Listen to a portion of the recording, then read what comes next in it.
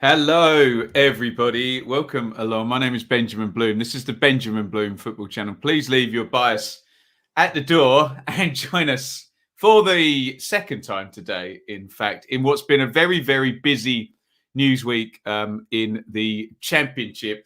And the reason for this impromptu live stream, which we seem to do a lot of, is that Reading have been deducted 6 points for FFP infractions. We'll get into all of that in just a second. As I often say with these type news stories, I can sit there and make a video in the software and edit it, and it'll be up in about 45 minutes, or I can just sit and go live. So if you are cottoning on to this impromptu live stream, which I can see a couple of people are, let me know your thoughts in this, or keep your powder dry and we'll go through what it says on the EFL's website. So Reading have followed suit now since FFP was brought in. Now they are if we include Derby, Reading are now the fourth team to receive a points deduction for infractions in terms of profit and sustainability, FFP, whatever you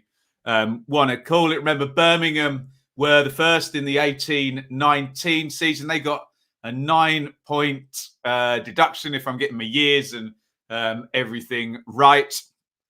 Sheffield Wednesday last season got a 6-point deduction, which is what Reading have got, and were relegated. I'm not saying one thing leads to the other. I'm just going through what has gone on.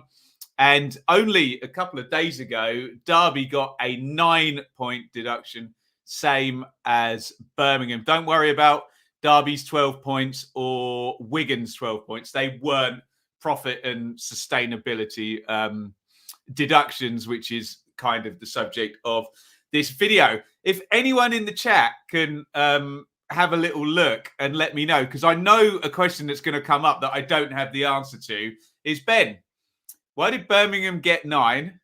Derby get 9, Sheffield Wednesday get 6, and Reading get 6?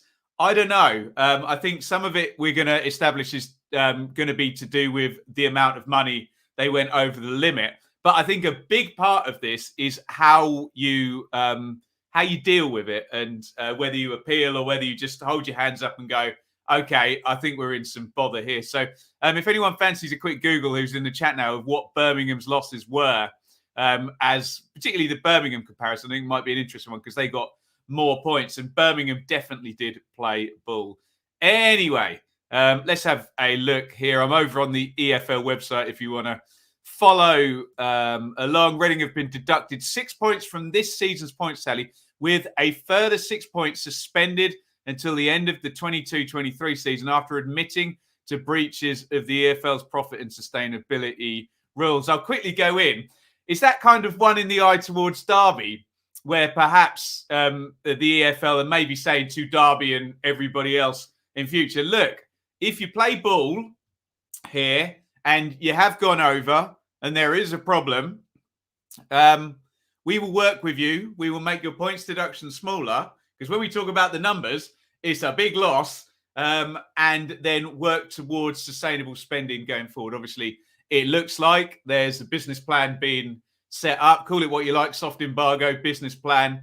And next season, if Reading breach that, it's going to be another 6 points. Anyway, I've interrupted myself already. It follows a review of the financial submission from the club for the 4-year period, 2017-18 to 2021, where it's determined the club had recorded a loss of 57.8 million, 18.8 million in excess of the 39 million upper loss threshold. Now, your brain's probably exploded now. The first thing, 4 years. I think that might be a COVID thing. Correct me if I'm wrong on that one. 2021, COVID would have kicked in that period, and we're just having a reporting period back from that. So correct me if I'm wrong in the chat, because it's normally 39 million losses across 3 years. This is 39 million losses across 4 years. And Reading, because we never go far without mentioning parachute payments. Reading were a parachute team. When did they come down? Was it 13, 14? It's either 12, 13 or 13-14, Reading came down. I know. Oh, hang on a minute. They were champions in 11-12. I think it's 13. They're only up one season, but they were one of the 4-year parachute teams, and it lasted a fair wee while. And of course, similar story to that of Sheffield Wednesday, in that Reading got to a playoff final in that time. And I know Reading fans and Sheffield Wednesday fans will look at that sliding doors moment, because if you win that playoff final, look at Villa and Derby now, where their two clubs have essentially gone. They met in the playoff final, and who knows where Villa would be now if Derby had won. I think both teams were in, running all kinds of losses, weren't they? Reading down and running out of parachute payments. And I think the other thing we've got to say in terms of that period is they've sold the stadium as well, or certainly someone will correct me if I'm wrong. There's definitely been, Reading did a stadium sale, didn't they? Or definitely some land around it in that period. And it's still a big loss there. We heard about various wages and salaries spent at Reading. And then I think when they were I remember when they're trying to pull their belts in a little bit, Reading, all of a sudden they sound Lucas João and George Puskas as well in that August, spent about 8 or 9 million quid. And you're kind of like, oh, I thought we were being careful here, but that would have been at the start of the 1920 season. Again, if you want to be a pedant, if I do get a year wrong, we're dealing with lots of information here, and I'll try and get it all in the correct order. Prior to the determination of the sporting sanction, full consideration was given to all relevant factors, including guidelines in previous PNS cases. So there will be a link with what happened with Birmingham and what happened with Reading, what happened with Sheffield Wednesday, and what happened with Derby as well. In theory, we'll start to figure out what sanctions people get for overspending now, because we now have a sample size of 4, don't we? I'm not really too interested in hearing the quotes from Trevor Birch, bless him. Let's just have a quick look. And if this goes 100 pages, we will have a look at the agreed decision, Swindon, Derby, Reading, and see what that says. Okay, there's only 4 pages. So we will have a little look, see if there's any more meat on the bone here, and then we'll get to your comments. Right. The aim of, we know what the aim is, blah, blah, blah. Here's the breach. Okay, so number 3, 57.809 million loss for the 4-year reporting period. That must be COVID, mustn't it? Because it is 3 years. Normally, the agreement in the club, the agreement by the club of this agreed decision amounts to so that's an admission of guilt. As soon as you go with the agreed decision, you're playing ball and you are guilt. Number 5, there's also noted that in exercise of its powers under PNS, both as preliminary measure and to provide tool as suspended sanction, the EFL required the club to submit, agree and adhere to a budget summary of which is set out in Appendix 1. We get to see what that is, do we? Hopefully we can have a look at that decision. I think we know what it is. Can we see the appendix then? EFL, I'm not sure that we can get right. Oh, here we go. Okay. So this is what Reading have agreed to then. For the purpose of the appendix, the following shall be interpreted. Permitted player. So anyone who's played over 3 league matches is a player. Oh, it's going to give us a salary number. Interesting. Okay. The club and EFL have agreed a cap on total players' salary costs of not more than 21.1 million in the current season, reducing to 16 million in the following season, championship status, assuming that they do not get relegated. So lots of talk about salary caps. Reading will be on a salary cap next season. If they go over it, they're going to get deducted 6 points. We already know that. Club will be permitted to have registered at one time no more than 25 permitted players. Club will not be permitted to pay or commit to any transfer fee or loan fee or any other form of payment in respect of relegation. Any player in excess of the level as agreed with the EFL. So they have to agree transfer fees by the look of it. Let me read that again. 3.2. Looks like Reading have to have their transfer fees approved by the EFL. So they can't sign Gary Naismith for £8 million or whatever that was for Norwich back in the day. Let me read that again. The club will not be permitted to pay any transfer fee, compensation fee, or loan fee, or any other form of payment in respect of the registration of a player in excess of the level as it. So there might be a flat limit, or they might just have to approve all of the deals. It's not 100% clear there. Salary of any new player will not exceed a level as agreed by.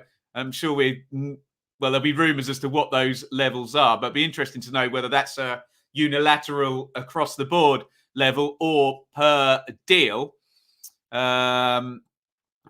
Blah blah blah. Any contribution fees paid to any intermediary will be limited to 3%. Oh, there you go. They're in on the agents' fees as well. Some people will probably look at this and think maybe these rules should be rolled out. Maybe this is Reading are going to be a kind of case study here for what happens when you do have what's the word? Not sanctions, but I don't know what the right word is. Where you work with someone for all your financial stuff. In line with the existing EFL embargo policy, club can continue to register academy players, blah, blah, update scholars. If a club does not have a professional keeper, there you go, keeper emergency out there. Well, that's fascinating, isn't it? Goodness me. I think we are all good on that. Monitoring the club will not only be based on P&S calculated, but each of the club's players' salary, amortizations, and individual budget lines under the budget. Now, remember, a budget is different than results. Results come after you've spent the money. The budget's before you spend it. So it looks like, and a lot of people call for this, it looks like Reading have to lay everything out ahead of time and then absolutely stick to it. Interesting. Anything else there? Failure to comply. Renders the club liable to the application of the sanction, which is 6 points next season. Adjusted earnings before tax in the club's P&S calculation submitted in March 2022. So this is ahead of time. This is preemptive, not retroactive. Consequence of relegation to League One at the end of this season. If the club is relegated, the suspended penalty will be applied to club's point total in League One. Fine. There were some points on the actual financials. If they got down, it was different, wasn't it? I think the numbers will change in terms of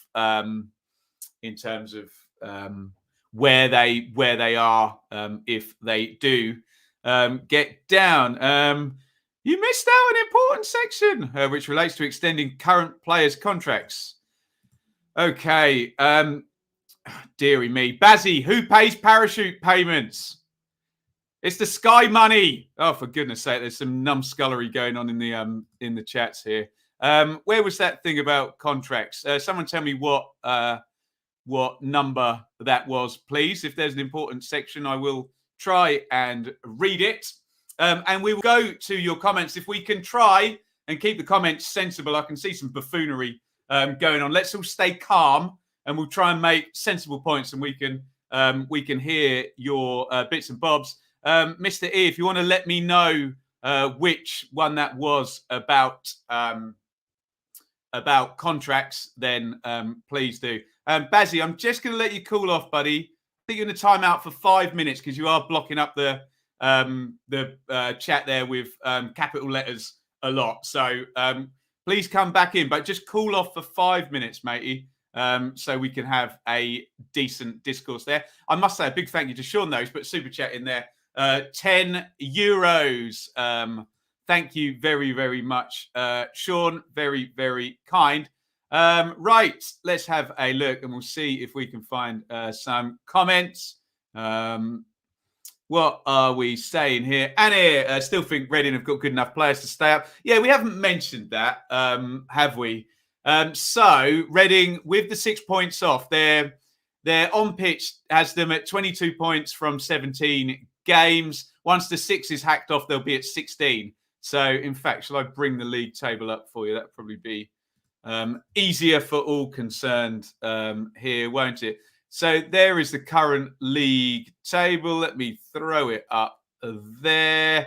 And hopefully I should have just highlighted Reading. You can see there, 16th place. So they'll be in 19th, just below Bristol City and above Cardiff. I agree with Anir on that one. I think it's not a death sentence for Reading for sure. Alistair, hello, Ben. Disappointed, not surprised, not too concerned about staying up this season. Next season will be very hard considering the business. Yeah, that's probably summed the whole thing up, hasn't it? That it's probably not a death sentence, is it? But not in terms of that a club shouldn't be able to compete at championship level with a £16 million salary level, but in terms of when you're at a level above that and you've got to cut down, it's not like starting from scratch and building your own sort of roster.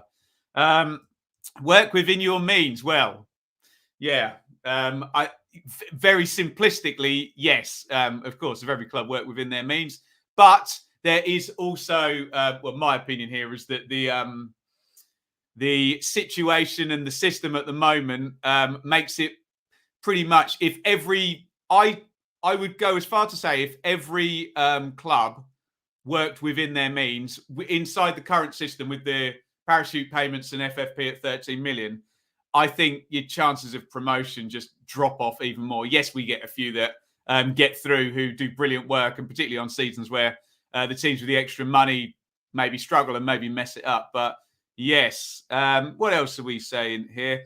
I think the EFL view that Reading owned up, whereas they considered Derby perhaps. Yes, I agree with that. And Birmingham, I think Birmingham got a point back, didn't they, for cooperating, let's just say. This is what happens when championship players can earn 40 grand a week. And this all comes from Sky TV and pressure to go up. Yeah, I know exactly what you're saying, Lee. It's the, again, and I've talked about this loads, this is not a Reading issue, this per se, but you know, those cliff edges do encourage people to gamble. And if people don't make the gamble, well, just look at Derby, Reading and Sheffield Wednesday as your 3 examples. Birmingham as well. All have been deducted points now. What else have we got here? Yes, stadium and training ground sold. So look, without that, there's nothing wrong with that within the rules, but without that financial sleight of hand, things would be very different too. What else are we saying here? Sean, how much did they make off Elise? Michael Elise, I think, and again, we never know numbers, they're all undisclosed. I think it was only about 8 million quid. And Reading were a little bit unlucky there because they had to kind of fast track him through. And then he's in the 1 year left of the contract. So, you know, essentially, I think Palace got a 15 to 20 million pound player for much, much less. What else are we saying here? Joseph, I think Reading will stay up this season. These sanctions will probably prevent us from competing for promotion for at least 4 years. Yeah, perhaps they will indeed. Oliver, so from now on, we won't sign anybody to be approved by the EFL, just like Andy Carroll was on an 8 grand a week deal. I take it that went through before all of this was sorted out. I don't know whether that is the case. Oh no, Mr. E, you're fine. Just let me know which segment it was. What else are we saying here? Noel, football is becoming the US. Premier League and Championship closed shop. Well, starting to appear that way, isn't it? Us and them, as Pink Floyd said. Keeping me busy at the moment. Yes. Hey, international break. We'll go through, won't we? Ollie, 194% turnover on wages. Do you mean wages to turnover ratio or wages to income ratio? If that's right, 6 seems lenient. Well, remember, it's not the percentage; it's the actual total number lost, isn't it? So, but they have said in that report that it's in line with the other sanctions. So I'm sure someone can explain it in terms of who got what. Again, I think unless you sit there and you read the Birmingham one, start to finish, you read the Sheffield Wednesday, then Reading, then Derby, then you can make the comparison. Really, it's very hard for me to say not having read every single other one.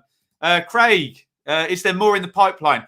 I don't think so. No, I think Derby we all thought was a definite as soon as the administrators actually held their hands up to it and admitted it. Reading we thought was the one looming in the pipeline. I think for now, all is well. And check out sort of Kieran Maguire and Swiss Ramble on Twitter. They'll raise the canary in the coal mine if there are already a couple of years of big losses in the background. I've already answered your question, Ian. There we go. David, I think it's time the EFL bared its teeth and forced clubs to act responsibly. Well, David, if you read the approved, whatever it is, I can't remember the terminology, then that seems to be what is indeed happening. Almost impossible to offer competitive contracts to Swiftler on Rinamoto, so they'll be off for January. Yeah, I can't disagree with you. It looks that way. Ben, that's the whole point. Why should clubs have a better chance than others? It would make, but it wouldn't, Stephen, would it? Because essentially, if everyone, we all know, and I know you're a Luton fan, Stephen, if Luton spend within their means, they have very little chance if a parachute team is remotely competent of, being able to get past them. They can do it, of course. I just think you might get a very, very stretched league table if that's the case. And I think it's very easy to say spend within your means, and there's a lot of other nuance that kind of goes into that. Yes, Carol approved before the deduction. So I'm trying to get through all of your comments here.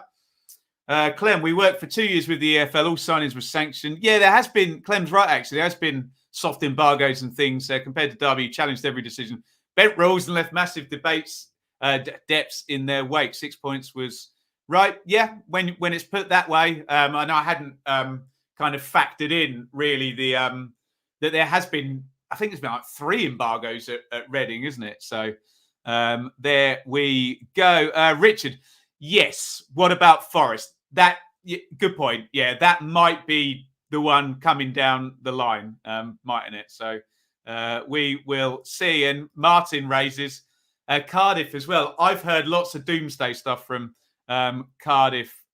Indeed, yes. So potentially, it could be happening, couldn't it? We'll see. I don't know if those clubs have put their accounts in yet for 2021, and maybe the extra year for the income dropping off during COVID might help. I don't know.